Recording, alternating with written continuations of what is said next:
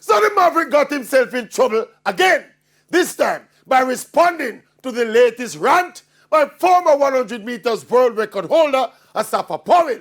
Him talk a bag of things, but what I responded to was Safa's claim that athletes represent themselves and not Jamaica, and that Jamaican fans must not criticize them whether them win or lose. Obviously, me disagree. But what got to me was the fact that so many people agreed with Asafa in principle that Jamaican athletes are sacred cows who are above criticism.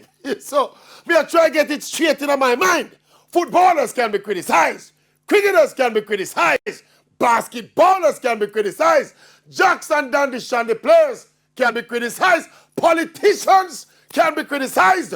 Journalists can be criticized. Pastor, lawyer, doctor, Indian chief, everybody can be criticized except Jamaica's track athletes.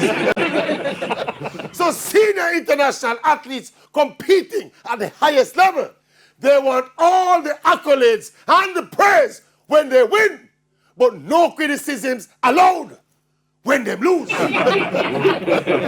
What not try to do? Eh? Put the Maverick out of business. Who don't want to stop my food? It not go up to the one stop the Maverick food. That's what I'm trying to stop.